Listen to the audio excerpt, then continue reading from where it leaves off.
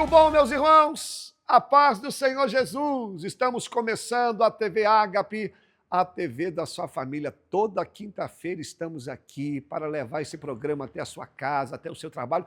Não importa onde você esteja, para começar bem, dá o like, compartilha aí para a gente alcançar mais vidas. Hoje o programa, do começo ao fim, está imperdível.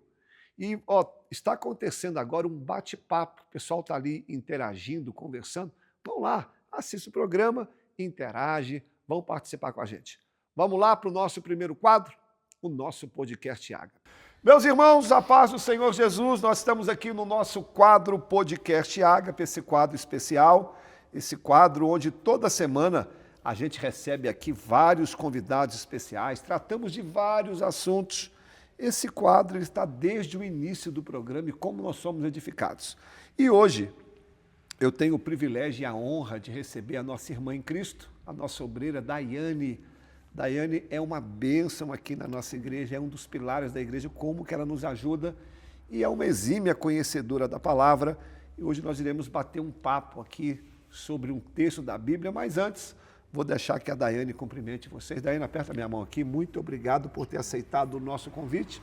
Você já é figurinha carimbada aqui, né? Sempre nos edificando, nos ajudando.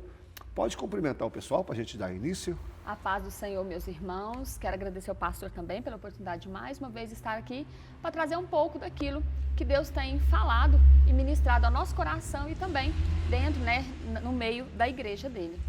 E hoje o nosso assunto, nosso tema é um tema assim, de suma importância. Iremos falar hoje um pouquinho sobre prioridades. E eu quero ler um texto aqui que está no Evangelho de Mateus, capítulo 6, verso 25, diz assim: Por isso vos digo, não andeis ansiosos pela vossa vida, quanto ao que haveis de comer ou beber, nem pelo vosso corpo, quanto com o que haveis de vestir. Não é a vida mais do que o alimento e o corpo mais do que as vestes? Observai as aves do céu, não semeiam, não colhem, nem ajuntam em celeiros, contudo o Pai Celeste a sustenta. Porventura não valeis vós muito mais do que as aves? Qual de vós, por mais ansioso que esteja, pode acrescentar um côvado ao curso da sua vida? E por que andais ansiosos quanto ao vestuário? Considerai como crescem os lírios do campo, eles não trabalham nem fiam? Eu, contudo, vos afirmo que nem Salomão em toda a sua glória se vestiu como qualquer um deles. Ora, se Deus veste assim a erva do campo, que hoje existe e amanhã é lançada no forno, quanto mais a vós outros, homens de pequena fé. Portanto, não vos inquieteis dizendo que comeremos, que beberemos, ou com que nos vestiremos, porque os gentios é que procuram todas essas coisas, porque o vosso Pai Celeste sabe que necessitais de todas elas. Mas buscai, pois, em primeiro lugar, o seu reino e a sua justiça, e todas essas coisas vos serão acrescentadas. Portanto, não vos inquieteis com o dia de amanhã, pois o amanhã trará os seus cuidados. Basta ao dia o seu próprio mal. Daiane, que texto riquíssimo. Esse texto faz parte do Sermão do Monte, o Sermão da Montanha, pregado por Jesus, e é considerado até hoje o maior sermão que alguém já pregou. E Jesus encerra o seu sermão contando essa história. Depois ele vai usar uma ilustração do homem que construiu a casa sobre a rocha, mas aqui é a chave do sermão de Jesus. Daiane, qual que é o panorama desses versos? Explica para nós aí com aquilo que Deus falou contigo. Como o senhor falou, um texto incrível, muito necessário para os nossos dias tão corridos, tão acelerados. Esse texto, ele faz parte do abundante sermão da montanha que Jesus prega para o povo, Então foi para todos, esse sermão é para todos nós. E Jesus aqui ele traz uma diversidade, em relação às áreas da nossa vida e também sobre práticas espirituais. Dentro desse sermão, Jesus fala sobre a vida conjugal, fala sobre disciplinas espirituais, traz por fim aqui falando sobre o quê? Preocupações, ansiedades e as prioridades nossas que devem estar alinhadas com aquilo que é do Senhor. E Jesus, nesse capítulo aqui em específico, nesse texto lido por nós, né, pelo Senhor, ele traz aqui para nós as causas de nós vivermos ansiosos e tão preocupados, e ele também aponta aqui uma solução e um modo para que nós possamos viver de forma plena, saiamos, né, dessa vida de ansiedade, preocupações, que nada altera o curso da nossa vida, porque as preocupações só agregam problemas, né? Elas acabam, não, como diz Jesus aqui, não podem acrescentar nenhum côvado sequer nos nossos dias, né? Não podem acrescentar os nossos dias. Então, Jesus traz também, né, um conselho de como nós vivermos de forma plena, segundo a palavra e a vontade de Deus. O pessoal até brinca, tem uma frase que diz que a preocupação é como uma cadeira de balanço. Pode até te movimentar, mas não te leva para lugar nenhum, né? E quais as causas de nós vivermos tão angustiados, segundo as palavras de Jesus aqui nesse texto? Então, aí Jesus trouxe números, né, pastor? Ele falou aqui sobre as nossas preocupações com necessidades básicas, né? Ele fala aqui de situações vitais, o comer, o beber, o vestir. Onde repousar, né? Então, são necessidades básicas da nossa vida, né? São coisas que nós precisamos todos os dias. E ele afirma ainda que essa preocupação demasiada, ó homens de pequena fé, é causa da nossa falta de fé na provisão do nosso Deus. Porque em Salmos 37, 25, pastor, o salmista diz, né? Sou velho, mas já fui jovem, e nunca vi um servo mendigar o pão e nem a sua descendência padecer de fome. Ou seja, daquilo que nos é necessário, Deus proverá. Ele não nos garante aquilo que nós estamos pedindo que foge das necessidades. Mas o que é básico, Deus não deixa faltar para os seus. Então, Jesus aqui, ele afirma que essa preocupação muitas vezes é fruto de falta de fé na provisão do nosso Deus. E ele diz para que nós não nos preocupemos com essas provisões, porque Deus bem sabe daquilo que nós necessitamos. Ele conhece as nossas necessidades. E nessa afirmativa aqui, irmãos, quando Jesus diz para nós não nos preocuparmos, ele não está dizendo sejam negligentes, né? Deixem de lado a sua vida. Não é isso. Não é isso que Jesus está dizendo. Ele está falando o quê? Canalize as suas preocupações com aquilo que é do alto, com aquilo que é do céu, para que então, dessa maneira, nessa postura, Deus possa agregar a vós aquilo que você precisar, né? Nós temos sim que ser atentos àquilo que está ao nosso redor, né? Correr atrás, lutar pelas coisas que nós esperamos, mas sem deixar que isso tome conta dos nossos dias, sem deixar que isso aflige o nosso coração, a nossa alma e o nosso espírito, porque nós somos filhos de Deus. Deus cuida muito bem dos seus filhos, né? E Ele não vai nos desamparar. Então, Ele quer que a nossa fé, né, que as nossas expectativas, que a nossa preocupação maior seja o quê? Buscar aquilo que é do alto, buscar aquilo que nos traz paz, né? Daiane, só um pequeno gancho nisso que você disse. Se você ler Lucas, capítulo 12, o verso 24, é o mesmo sermão, porém falado por Lucas, né? E aqui, olha que interessante. Observai os corvos, não semeiam, nem ceifam, não têm despensa nem celeiros, todavia Deus os sustenta. Repare que no Sermão do Monte, registrado por Mateus, ele fala as aves do céu que o Senhor sustenta. Sim. Agora Lucas já coloca os corvos. Os corvos, dentro da cultura judaica e dentro da lei mosaica, eram um pássaro impuro. Então, isso aqui tem um detalhe maravilhoso que diz assim, por que Lucas coloca corvo aqui? Não é à toa, tudo na Bíblia tem um proveito. Então, aqui Lucas está dizendo o seguinte, se o Senhor cuida até do ímpio, quanto mais não vai cuidar de nós? Nós vemos que Deus é tão bom, tem pessoas que não estão nem aí para Deus, que rejeitam Ele, que rejeitam a palavra, e mesmo assim Deus faz nascer o sol para todos. Ainda assim. Se Deus sustenta o corvo, se Deus sustenta o ímpio, não vai sustentar nós que estamos na presença dele, somos falhos, lógico, mas nós entendemos que Jesus é o nosso Senhor e Salvador. A gente às vezes se preocupa de forma desnecessária, porque nós sabemos que tem um Deus que tem cuidado de nós, né, Daiane? Pode continuar, desculpa te interromper. Aí, pastor, então, entra a questão da fé, né? Que é o que nós vamos falar logo após. Porque é a fé que nos faz confiar em Deus, porque a fé é a certeza daquilo que nós não estamos vendo. Sim. Mas nós sabemos que Deus faz por nós. Né? Porque a fé, se a gente fosse caminhar por aquilo que a gente vê, a gente não sairia do lugar. Mas quando a gente sabe que Deus está no caminho, que Deus é a direção e que é Ele que vai abrir o mar, né? Que é Ele que vai abrir os caminhos para nós, a gente caminha nessa certeza, pastor. Então é por isso que Jesus deixa bem claro, né? Vocês vivem ansiosos e preocupados dessa maneira, porque talvez não, Ele afirma, homens de pequena fé, porque está faltando fé. A fé de vocês não verdade. está alinhado com os planos de Deus. E o interessante, Daiane, é que Jesus aqui, tanto na oração do Pai Nosso, que faz parte do sermão, e nesse texto aqui, Jesus está frisando nós nos saciarmos, estarmos satisfeitos com o dia de hoje.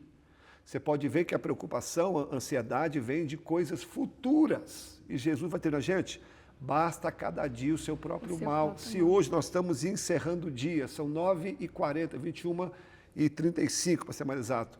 Poxa, que estamos encerrando o dia. Graças a Deus não nos faltou alimento, não nos faltou a casa, não nos faltou as vestes. E amanhã? Amanhã é outro dia, amanhã Deus vai prover. Por isso que no deserto que o maná caía de todo dia, para mostrar que a provisão de Deus é diária. Então nós temos que aprender a usar a nossa fé nesse sentido, sermos gratos por hoje e saber que amanhã usar a nossa fé. Talvez a gente está falando para alguém agora que está lutando contra uma enfermidade, com a porta que está fechada. Creia que Deus vai cuidar de tudo. Amém. Né, Daiane? E Ele cuida. E como tem cuidado. Daiane, então, para nós já caminharmos para o fim, olha só, o tempo já está indo embora, Daiane. A palavra do Senhor é rica demais. É rica, a gente fica aqui. Como que nós podemos, então, priorizar o reino de Deus? Então, pastor, porque Jesus fala aí, né? E buscar em primeiro lugar o reino de Deus e a sua justiça. O que é priorizar? É você, em uma ordem de prioridades, uma ordem de importância, você dá preferência, você dá primazia àquilo que é mais essencial, que é mais importante. E quando Jesus diz aqui sobre buscar o reino, ele não está falando assim, vou buscar o reino, a comida, não é uma ordem de prioridade, é uma prioridade absoluta sobre todas as coisas. Busque em primeiro lugar o reino de Deus. E há uma garantia naqueles que buscam o reino em primeiro lugar. Por quê? Porque de todas essas outras coisas que te preocupam, o Senhor vai cuidar. Irmãos, como eu disse anteriormente, não é sobre o que nós estamos pedindo além da necessidade, é sobre aquilo que Deus sabe que nós precisamos. Isso Ele não vai nos deixar faltar, porque é garantido na palavra dEle. Jesus é bem enfático em dizer, e todas essas coisas, essas ditas anteriormente, eles serão acrescentadas. E numa escala de importância, meus irmãos, nós sempre vamos priorizar, pastor, aquilo que nós amamos mais. É verdade. E aí, isso me leva lá em Mateus 22, quando Jesus diz assim, amai a Deus sobre todas as coisas, de todo o teu coração, de toda a tua alma e de todo o teu entendimento.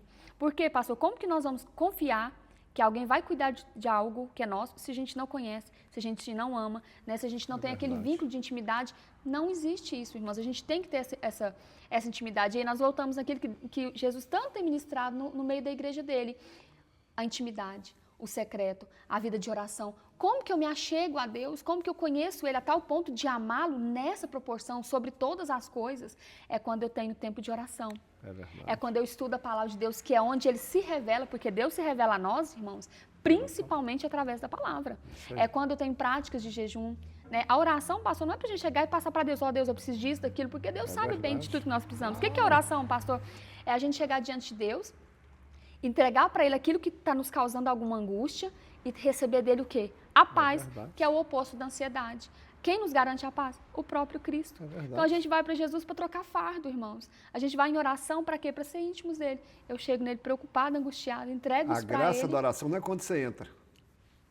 É quando você sai. É quando você sai. Você sai cheio da presença. A gente entra cheio de nós, mas saímos cheios de Deus, né? Perfeito. Isso é maravilhoso. E então, irmãos, essa ordem de prioridade só acontecerá mesmo quando nós vivermos intimamente com Deus e conhecê-lo profundamente. Eu estava lendo Levítico. Levítico é um livro incrível. Se a gente começar a ver aqueles holocaustos, sacrifícios, a gente vê o tanto que aquilo representa Jesus. Inclusive, isso já deu um grande estudo para nós sobre isso. E fala sobre a lenha. Todos os dias o sacerdote tinha que ir lá tirar a lenha, as cinzas e colocar a lenha nova. O que isso representa para nós, irmãos? Deus é Deus de novidade. Todos os dias Ele tem algo novo para nos apresentar. Ele não quer que nós vivamos das experiências de ontem. Ele não quer que nós vivamos as experiências do começo. Ele quer que nós vivamos as experiências do hoje. Então, é nossa função ir lá e trocar as lenhas. E, pastor, sabe o que é o problema da prioridade? Quando a gente fala de prioridade, é porque vai tirar a gente da zona de conforto. É verdade. Nós vamos ter que nos responsabilizar, porque é nossa responsabilidade buscar o Senhor. E isso nos custa. Nos custa tempo, nos custa dedicação. Quantas vezes a gente está sem tempo nenhum, né? E às vezes tem que levantar numa madrugada para orar, tem que deixar a cama quentinha.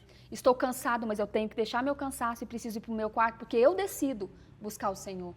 Eu decido que Ele é minha prioridade. Irmãos, tudo que nós fizermos na terra, pastor, tudo que nós fizermos, se Jesus não estiver no centro, tudo vai se tornar fardo.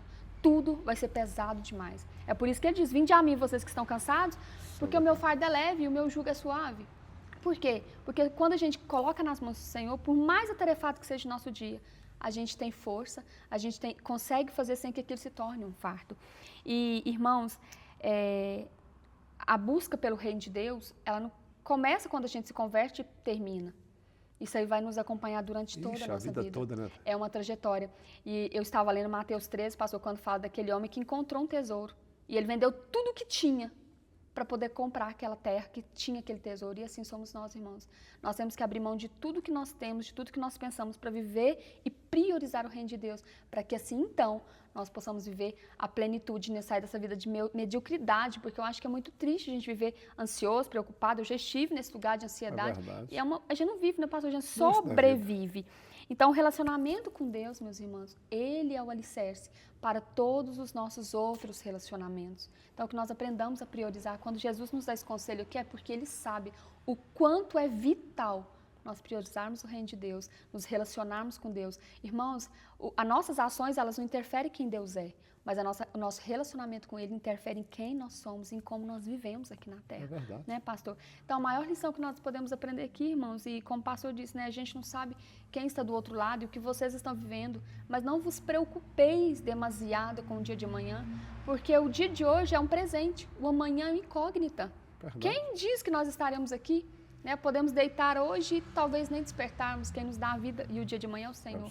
Então, Ele proverá todas as coisas. Descansa e busque em primeiro lugar o reino de Deus. Invista tempo no Senhor. Se dedique. E o mais, e todo o resto, tudo aquilo que você necessitar, Ele vai fazer.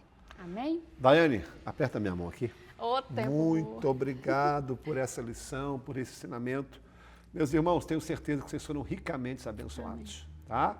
Agora é só colocar em prática e descansar no Senhor. Amém. Daiane, dê suas considerações finais aí, pode despedir do povo. Irmãos, foi um prazer estar aqui, para poder trazer um pouquinho daquilo que Deus tem falado, ministrado no meu coração, e que vocês levem consigo essa palavra. Né? Busque o reino de Deus todos os dias da sua vida, e do mais o Senhor está cuidando. Ele é contigo, Ele cuidará de tudo que é teu. Amém? Muito bom, meus irmãos. Agora vamos lá para o próximo quadro. Fica até o final, que o programa hoje está uma bênção. Próximo quadro. Obrigado, Daiane, por esse ensinamento. Ansiedade nada adianta. Vamos confiar no Senhor. Meu amigo Zilton, esse quadro tão bacana.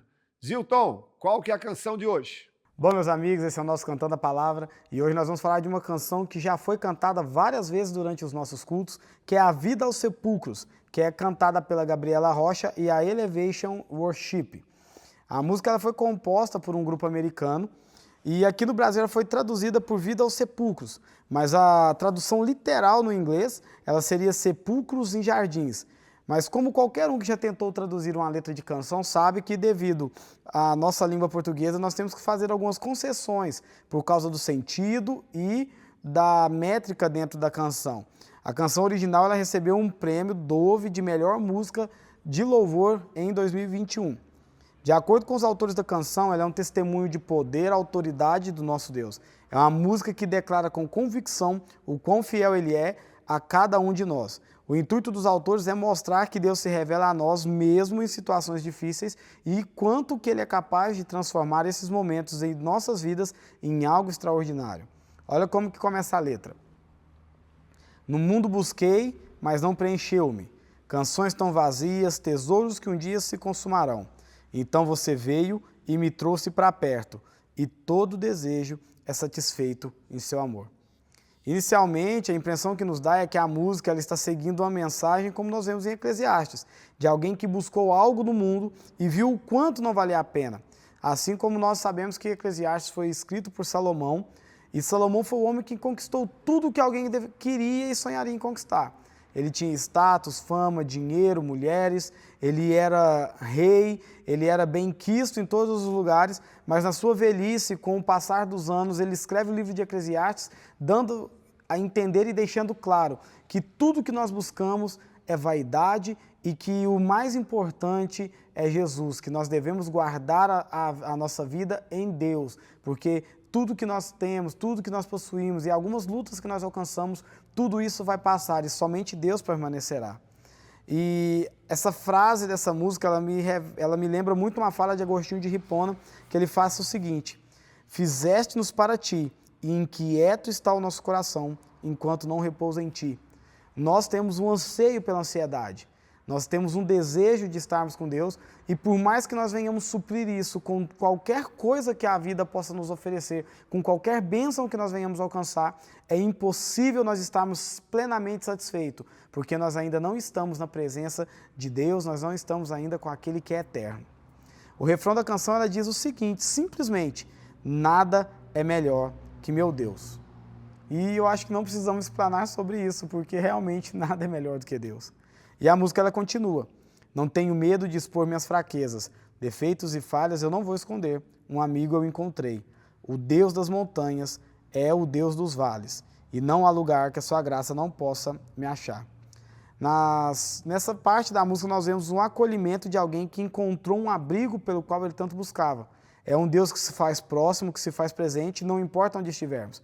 E isso certamente ela retirou do Salmo 139, versículo 8, quando diz: se eu subo aos céus, lá estás. Se eu faço minha cama no mais profundo abismo, lá estás também. Então nós vemos aqui que ela não teme se revelar para Deus. Isso pode até nos causar uma certa estranheza se nós pensarmos que Deus, ele conhece os nossos pensamentos e até as palavras que nem chegaram à nossa língua. Como o próprio Salmo 139 diz poucos versículos antes. É legítimo nós estarmos perante Deus desnudados, entregando a nossa vida por inteiro, sem medo daquilo que Ele pode querer retirar de nós. E a música ela continua falando o seguinte: torna o luto em festa, a vergonha em glória, traz beleza às cinzas, o Senhor pode fazer, traz vida aos sepulcros, faz de ossos soldados, faz no mar um caminho, o Senhor pode fazer. A última parte da música, ela vai fazer a mensagem que mais faz jus ao título. Ele é um Deus que transforma o pranto em dança, como está escrito no Salmo 30, versículo 11, que traz vida a um vale de ossos secos, como é descrito no capítulo 37 do livro de Ezequiel, que abre um caminho no mar, como está escrito em Êxodo 13. De fato, conforme o próprio Cristo fez, ele transforma a vergonha da cruz num símbolo de vida. A mensagem da música ela fala sobre compreender a obra de Deus e o poder de Deus em transformar circunstâncias e situações. Nós vemos que a evolução da música ela pode não ser tão elaborada, mas ela carrega a verdade de alguém que encontrou em Deus tudo o que ela buscava. E na última parte, ela faz afirmações poderosíssimas, afirmando que morte e vida, vergonha e glória, tudo isso coopera para o bem daqueles que amam ao Senhor. Para o grau de celebração, a música fala sobre o drama de quem vive sem Cristo. E isso deixa claro quando ela fala que o Senhor tudo pode fazer. Então, essa música ela fala sobre a jornada de alguém que ama a Deus e que mesmo entendendo que as circunstâncias podem ser difíceis, Deus pode transformar tudo isso em um lugar de beleza. Assim como a canção fala no seu original, um sepulcro, um lugar de morte, pode se transformar em um jardim, onde vida pode brotar todas as vezes. É com o Senhor, pastorzão. Obrigado, Zilton. Pessoal, já deu like? Já compartilhou? Está participando do bate-papo também? Vamos lá interagir. Depois que terminar também, deixa seu comentário lá no YouTube. Vamos conferir a agenda da igreja?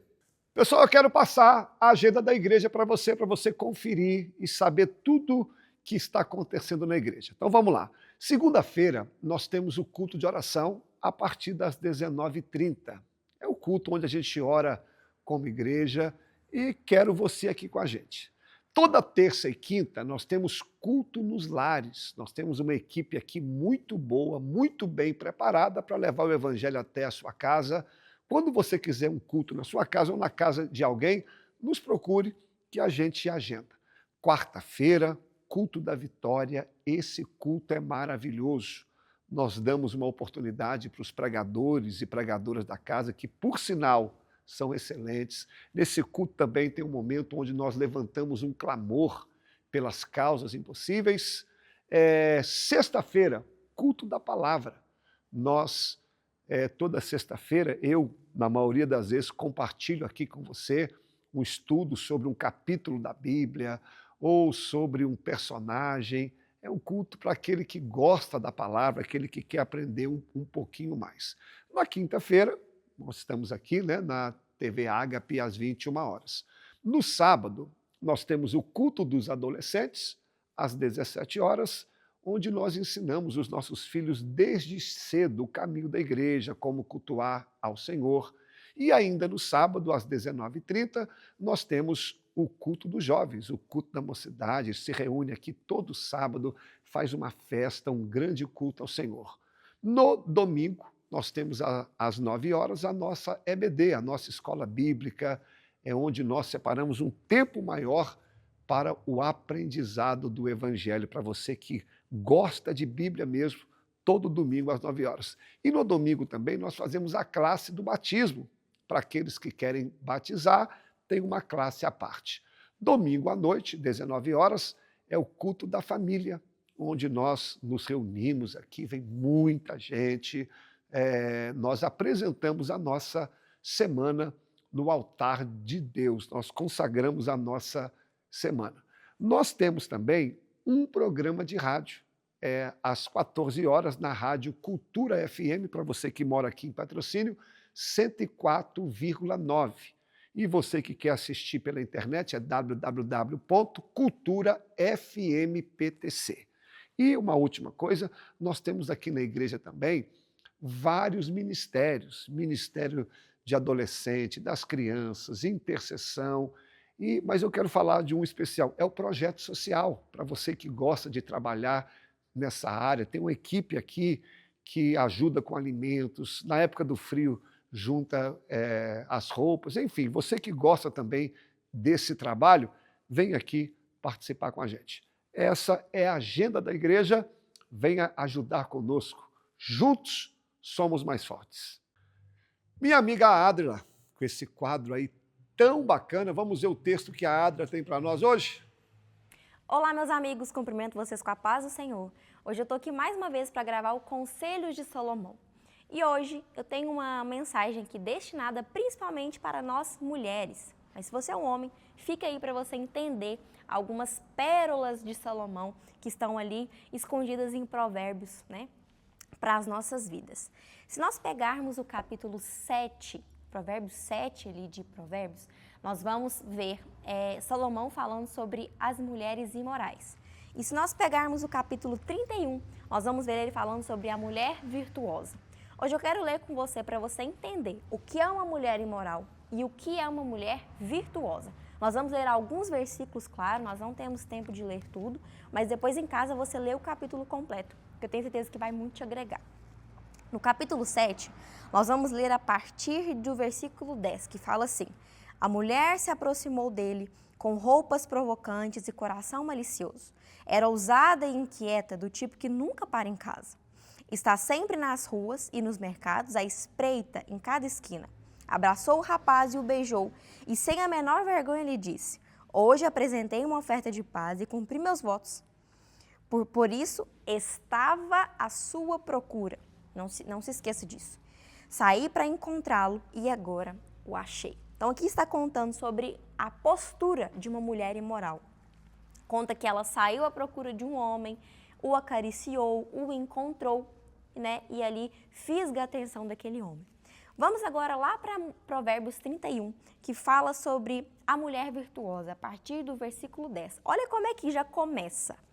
Quem encontrará uma mulher virtuosa? Ela é mais preciosa que rubis. Nós vamos ler só isso aqui, porque é o suficiente. O que eu quero trazer para você? O conselho de Salomão para as nossas vidas é que existe uma postura para a mulher que é agradável aos olhos de Deus. Essa mulher não é aquela mulher que sai à procura, que sai oferecendo seu corpo, oferecendo, às vezes, a si própria. Não é esse o perfil que agrada ao Senhor. A palavra fala assim que a mulher virtuosa é encontrada. Quem encontrará uma mulher virtuosa? Então, o primeiro ponto que eu quero trazer aqui hoje para nós é sobre essa questão. Se nós queremos ser pessoas virtuosas, mulheres virtuosas, nós temos que entender que nós somos encontradas. Nós estamos tão escondidas em Deus que nós seremos encontradas como algo muito valioso, algo como, nós somos inclusive comparadas aí mais valiosas do que rubis, né? Fica essa questão, naquela época só grandes reis, grandes rainhas usavam essa pedra. Então olha a preciosidade que a Bíblia nos compara, né, nesse contexto. E enquanto isso, a mulher que é imoral, ela sai à procura, ou seja, ela não é encontrada, ela não é escondida no Senhor, mas ela se oferece, ela está ali procurando por algo, ela está à espreita, a palavra fala essa expressão, que ela estava à espreita, oferecendo seu corpo, oferecendo suas vestimentas, oferecendo os seus próprios talentos. Então hoje fica esse conselho para nós. Quando nós agradamos ao Senhor, nós somos encontrados, nós somos encontradas, né? Nós somos valiosas nesse sentido. Mas quando nós somos imorais, nós saímos à espreita. Nós estamos ali oferecendo as nossas virtudes ao invés de resguardá-las no Senhor. Então fica aí um conselho para nós entendermos que a mulher imoral é aquela que sai para se oferecer, aquela que sai para mostrar ali o que não deve, ela não guarda para Deus e para as pessoas corretas as suas virtudes, enquanto a mulher virtuosa, ela faz justamente ao contrário. Ela é encontrada e ela é comparada como joias raras, né, preciosas demais para ser ali oferecida para qualquer pessoa, para qualquer oportunidade, para qualquer porta. Então, fica aí esse conselho valioso para nós de Salomão sobre as mulheres, né? Sobre como nós devemos nos portar diante dos olhos do Senhor, o que agrada a Ele. A mulher imoral, ela tem uma postura e a mulher virtuosa, ela tem outra postura. Então, que nós não venhamos esquecer disso no dia a dia. E você, homem, também venha procurar mulheres nesse sentido, né? Mulheres que estão resguardadas no Senhor, que seguem os conselhos, os princípios bíblicos do Senhor. E não mulheres que oferecem as suas virtudes em momentos indevidos e inapropriados. Isso aí é uma passagem que fala muito conosco, né? Ensina muito nós, principalmente nesse mundo tão libertino de hoje, nesse mundo que incentiva tanto a emancipação feminina. A Bíblia fala muito bem sobre nos resguardarmos no Senhor, sobre sermos escondidas no Senhor, porque assim seremos encontradas e teremos o valor devido que nos é dado pelo próprio Deus. Então é isso, espero que tenha falado com você. Depois você lê em casa Provérbios 31, Provérbios 7, vai diferenciar e dar mais características dessas duas personalidades de mulheres na Bíblia. É muito interessante. Não deixe de conferir. E é isso, espero que tenha falado com você. Até mais, até a próxima. Estamos quase chegando ao fim. Te falei que o programa hoje estava uma bênção. Espero que você tenha dado like e compartilhado. Pessoal, tem mensagem nova agora, hein? Vamos ouvir a palavra do Senhor? Meus irmãos, eu quero começar hoje com vocês uma série de mensagens em 1 Samuel, capítulo 30. Hoje eu falarei com vocês, hoje é só a introdução, sobre um momento sombrio na vida de Davi. Rapaz, mas essa história vai nos ensinar tanto. Quero ler com você, 1 Samuel, capítulo 30, diz assim: Sucedeu, pois, que Davi, chegando, e os seus homens, ao terceiro dia, a Ziclag, os amalequitas tinham andado com ímpeto contra o sul e Ziclag, e esta ferido e queimado. Eles também levaram cativas as mulheres que lá se achavam, porém a ninguém mataram, nem os pequenos, nem os grandes. Tão somente levaram consigo e foram o seu caminho. Davi e os seus homens vieram à cidade e, vendo a queimada, e suas mulheres e seus filhos levados cativos, e então Davi e o povo que se achava com ele ergueram a voz e choraram, até não terem mais forças para chorar. Também as duas mulheres de Davi foram levadas cativas, Ainoã e Abigail. E Davi muito se angustiou, pois o povo falava em apedrejá-lo, porque todos estavam em amargura, cada um por causa de seus filhos e de suas filhas. Porém, Davi se reanimou no Senhor. Essa história que acabamos de ler retrata um dos piores momentos na vida de Davi. É como se fosse uma página negra em sua história. Davi estava morando em uma cidade chamada Ziclag. O nome Ziclag significa aperto ou lugar enrolado. E era justamente isso que Davi está vivendo nesse capítulo que eu li. Davi aqui está numa vida apertada. Davi aqui está em um momento enrolado da sua vida. Essa cidade que Davi está vivendo há 1 ano e 6 meses, humanamente falando, pessoal, seria o último lugar que Davi deveria estar, porque essa cidade era o território dos filisteus. E Davi, ele era odiado pelos filisteus. Por quê? Lembra quando ele matou Golias? Golias era o herói dos filisteus. Então, quando Davi mata o gigante, mata o herói deles, a partir daquele momento, Davi era odiado na Filistia. Os filisteus não aguentavam a vida de Davi. Agora, por que esse texto, a gente vê Davi morando lá em Gate, morando em Ziclac, morando na Filistia? Por quê? Nesse lugar aqui, quase que Davi perdeu toda a sua família. E quase que ele foi apedrejado. Como eu disse, esse momento na vida de Davi foi aquele momento terrível que, se ele pudesse, ele apagava na história. Mas você que está me ouvindo fala, pastor, se não era para Davi estar aí, por que Davi foi para lá? O que está acontecendo? Se Davi era odiado pelos filisteus, por que Davi foi para lá? Essa mensagem aqui, querido, vai nos ajudar, porque tem hora que nós nos metemos em cada problema. Tem hora que você vê um camarada, vou dar um exemplo, endividado, você fala, gente, mas como que ele endividou? Como que esse camarada se meteu nesse problema?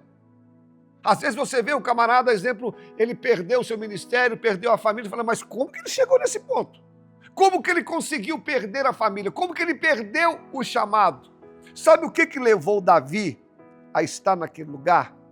Vou te explicar a história de Davi. Desde o momento que Davi recebe o óleo sobre a sua cabeça, quando Samuel unge ele, dizendo que ele seria o rei de Israel, a vida de Davi, a partir daquele dia, nunca mais foi a mesma, nunca mais.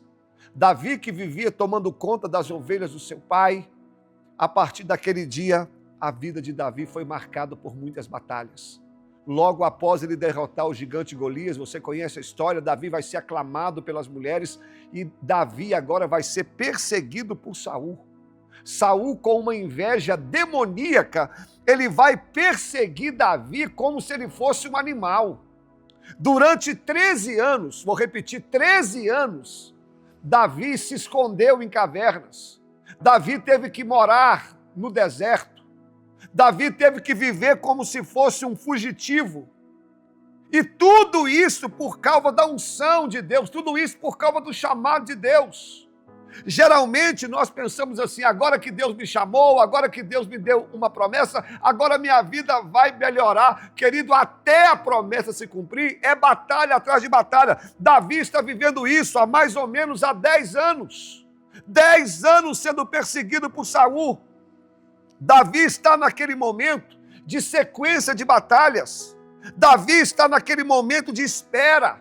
Davi está naquele momento onde parece que a vida dele não melhora. Quem sabe eu estou pregando para alguém que desde o dia que você entrou para a igreja, que você batizou, que você fez um compromisso com Deus, parece que a sua vida piorou. Já se fazem 2, 3, 4, 10, 15 anos, a promessa não cumpre. A porta não abre, a cura não chega, o marido não converte, a vida não rompe e você está aí apavorado. E o que Davi vai fazer? Leia primeiro, depois, 1 Samuel capítulo 27, que está atrelado com o capítulo 30. Davi, porém, disse no seu coração, olha só, ele disse no seu coração, algum dia eu perecerei na mão de Saul. E não há coisa melhor para mim do que escapar para a terra dos filisteus. Olha a cabeça de Davi. Ele, com medo de Saul, ele diz, Saul vai me matar e eu preciso fugir para os filisteus. E assim, se eu for para lá, ele não vai me matar e eu vou escapar das suas mãos. E então Davi se levantou e passou com 600 homens para a cidade de Ziclac. Deixa eu te ensinar alguns princípios aqui para a gente encerrar essa parte de hoje. Por favor, aguce os seus ouvidos. Todas as vezes que você viver esse momento, que parece que a vida piorou, Parece que o mundo está contra você. Parece que a promessa não se cumpre. Parece que o tempo passa e a sua vida só piora. Primeiro erro de Davi. Ele com medo de Saul, a Bíblia diz que ele disse para si mesmo. Sabe aquele momento que você está conversando contigo mesmo? Gente, o que eu vou fazer agora? Será que Saul vai me matar? Meu Deus, o que eu vou fazer? Ele disse para si mesmo, é melhor eu sair daqui e ir para a Filistia. Irmãos, guarda isso aqui, por favor. Cuidado com as conversas que você tem consigo mesmo. Não seja o seu próprio conselheiro. Quando nós estamos enfrentando crise, você não pode se aconselhar o que era para Davi fazer. Por exemplo, ele poderia ter conversado com o sacerdote. Ele poderia ter conversado com o profeta, porque certamente Deus iria dar uma palavra para ele. E eu estou pregando para alguém agora que você está tomando decisões consigo mesmo. Você está achando que é melhor separar, você está achando que é melhor sair da igreja, você está falando que é melhor pedir conta do emprego, e eu vim aqui debaixo da autoridade do Espírito Santo para te dizer, você agora não pode ser seu conselheiro, procure alguém, um homem de Deus, para lhe dar uma palavra de esperança. A segunda lição que eu te dou aqui, jamais tome decisões de cabeça quente. Davi está com medo, ele toma uma decisão de cabeça quente, você fala o que não deve. De cabeça quente, você vai cometer erros que vai se arrepender pro resto da vida. E eu tenho esse princípio comigo. Todas as vezes que eu estou nervoso por uma situação, preocupado, eu não tomo decisão. Vou te dar uma experiência bobinha. Há um tempo atrás aqui, fiquei sabendo que tinha alguém falando que não devia. Falando besteira. Aí alguém falou para mim, pastor, você não vai fazer nada? Eu falei, agora não. Porque se eu for agir agora, eu vou agir na carne, vou ofender ele e vou machucar. Eu esperei a ira passar, isso demorou umas 2 semanas, depois eu chamei a pessoa e conversei com ela e tudo foi resolvido. Mas se eu trato com ela naquele dia, a situação não ia ficar boa porque eu estava irado. Então nunca tome decisões de cabeça quente. Terceiro, Davi, ele quer fugir. Ele disse, eu vou sair daqui, vou para os filisteus. Davi ora. Você não vê Davi orando? Meu irmão, guarda isso aqui, por pior que seja a sua situação. Não tome decisões sem orar. Não tome decisões sem falar com Deus. Não tome decisões baseado na sua lógica, baseado no seu raciocínio, porque Jeremias 17 diz que enganoso é o coração do homem. A gente pensa que pode ser guiado pelo nosso coração, mas o nosso coração é falho, a gente não enxerga, mas quando a gente ora, Deus vai lhe dar resposta, quando a gente ora, Deus vai mostrar a situação por completo. E o último erro que Davi comete, para nós terminarmos aqui, ele decide sair de Jerusalém. Jerusalém, naquele contexto, era a cidade escolhida por Deus. Jerusalém era a cidade onde Deus estava com as mãos estendidas. E na cabeça de Davi era o seguinte, eu prefiro morar na Filistia do que ficar aqui nesse lugar, porque aqui eu estou sendo ameaçado. Deixa eu encerrar dizendo, querido, passa a luta que passar, mas passa na presença de Deus, passa na casa de Deus. Não deixe o inimigo te cegar, fazendo você pensar que lá fora você está melhor. Não está, meu amigo. Eu sirvo a Jesus há tanto tempo, eu nunca vi ninguém que se afastou da igreja e que ficou melhor, eu nunca vi. Eu conheço uma turma por aí que finge que está bem quando na verdade não está. É o que o diabo fez com o filho pródigo, achando que fora da casa do pai tinha coisa boa. Querido, fora da casa do pai, nem comida de porco ele tinha. Mas na casa do pai tinha banquete, na casa do pai tinha comida para valer. Então não permita que o diabo te segue, não permita que o inimigo segue você para tirar você do lugar que Deus te plantou. Então passa a crise que passar, mas passa na casa de Deus. Essa palavra falou contigo? Você está vivendo um momento como Davi, que o tempo passa e as coisas não melhoram, parece que o mundo está caindo sobre você, você tem um Saul que está te perseguindo e você está querendo tomar decisões por conta própria. Não faz isso. Deus te colocou diante desse programa para falar com você. A promessa que ele te fez ainda está de pé. Saul não vai matar você, Saul não vai matar a promessa que Deus te deu, mas não saia do lugar que Deus te plantou. Não faça aquilo que seu coração está pedindo, mas confia em Deus, porque quando Deus faz a promessa, não tem Saul que te mate e não tem nada que impeça Deus de cumprir a promessa em você. Vamos orar? Vamos falar com Deus. Meus irmãos, vamos orar. Senhor, eu quero apresentar cada vida que ouviu essa palavra, às vezes como Davi, a gente se mete em tanta besteira. A gente vai para cada lugar que não era para a gente ir. E às vezes por falta de oração, por falta de querer ser guiado pelo nosso coração, a gente às vezes é levado pelas circunstâncias, pelo Saul, pelo problema que quer nos parar. Mas que essa palavra, Senhor, sirva de alerta. Que essa palavra a gente venha entender que não tem Saul que possa matar a promessa do Senhor. Eu não quero sair de Jerusalém e ir para Ziclague. Eu não quero isso, Senhor. Eu quero permanecer no lugar que o Senhor me colocou. Ô Espírito Santo de Deus, que essa palavra abra os olhos do teu povo, que essa palavra abra o entendimento dessa pessoa que foi tocado por essa mensagem. Nós não queremos, ó Deus, sair do centro da tua vontade. Essa pessoa que está afastada dos seus caminhos, que ela possa se reconciliar, que ela possa voltar para a tua presença. Ainda há esperança. Não importa o tempo que nós estamos afastados, o Senhor sempre nos espera de braços abertos. Que essa palavra sirva de renovo. Eu abençoo o teu povo, em nome de Jesus. Amém. Pessoal, muito obrigado. Tá? Não esqueça de dar o like, nem de compartilhar. E, permitindo Deus, estaremos aqui semana que vem. Não esqueça de avisar, de anunciar da TV Ágape, esse programa que tem mudado a vida de muitas pessoas. Fica com Deus, um abraço e até a próxima, se o Senhor nos permitir. Fica com Deus, Pai do Senhor.